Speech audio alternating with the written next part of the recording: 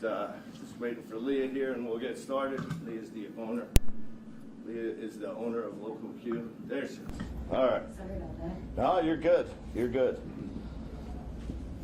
All right. So my name is Chris Smith, and I am the executive director of the South Carolina Bar and Tavern Association. We are here at Local Q, here on Orchard Park Drive in Greenville, to discuss what we have been talking about for, well, the SC venue crisis originally started talking about this over a year and a half ago, about the issues with the alcohol liability laws and how it is devastating businesses like Leah's, like Local Q.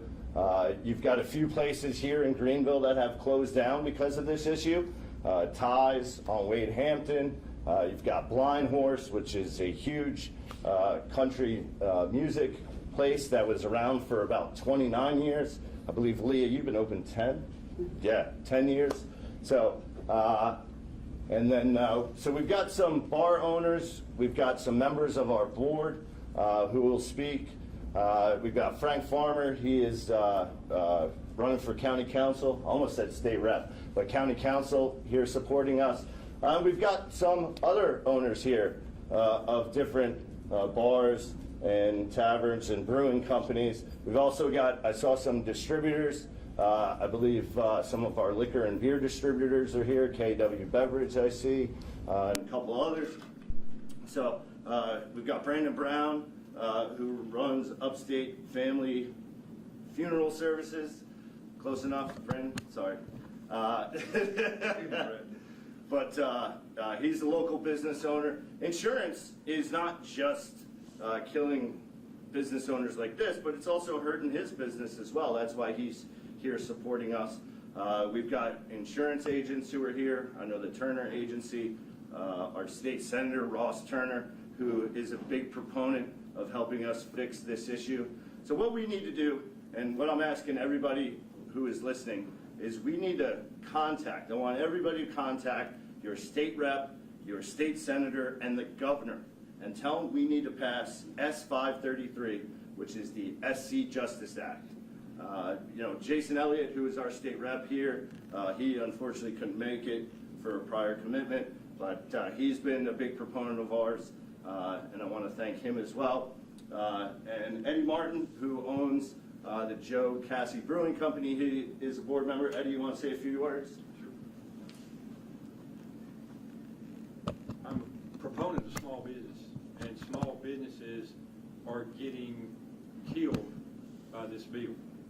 We are facing increasing insurance rates. Every time you talk to an insurance company, they have to go up on insurance because they are not making any money in South Carolina. A lot of them have pulled the plug on covering venues such as mine and breweries and bars and taverns, and it's just making it very, very difficult to continue to stay in business.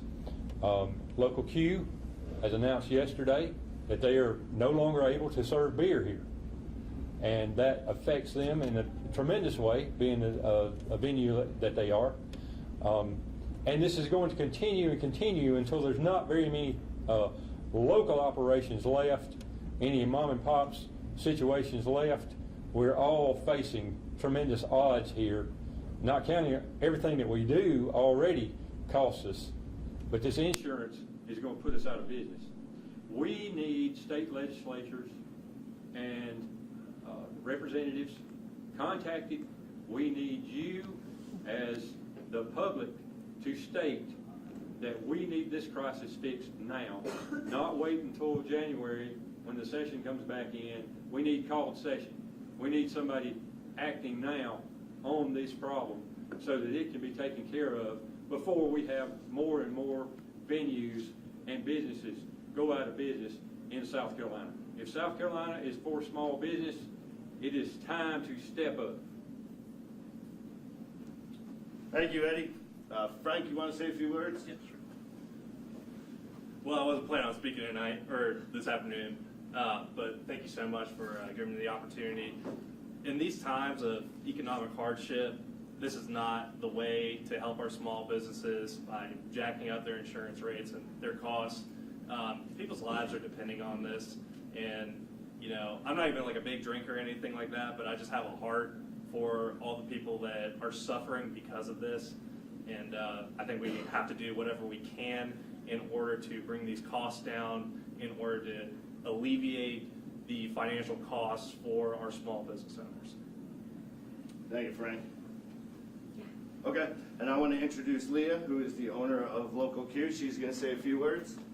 I just wanted to make sure it was clear that I let everybody know that I've never been against this law.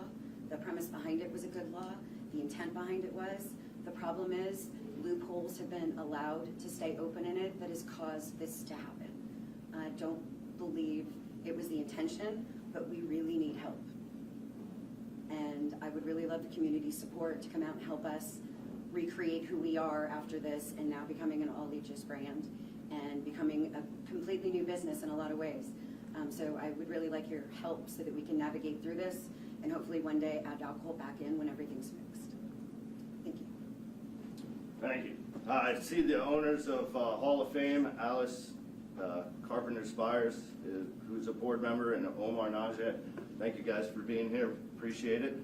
You know, like Leah said, this is an issue. So your insurance, if I got the numbers right, went from $60,000 to $114,000 to $361,000. 41. $41,000. That is $341,000 for an insurance policy to sell alcohol is absolutely outrageous. And this is the problem with the law. And this is what we need fixed. Listen, it's trickle-down economics, basically. You've got an owner, she buys beer from him as a brewer, right? So that's no longer happening. You've got distributors out there who employ people. You've got bars who employ people. Now you've got people out of jobs. People are losing their jobs left and right because of this as well. So it's a trickle-down effect, and it's going to continue to happen in this state if something is not done now. And that's why we are here today, and we'll continue to be here. We're not going anywhere. We will keep beating this drum until something's done. We cannot wait till January. So you need to call the governor, you need to call your state rep and your state senator and tell them this needs to be fixed now. Thank you very much. Once again, my name is Chris Smith. I'm the executive director of the South Carolina Bar and Tavern Association, and I want to thank you all for being here today. Have a good one.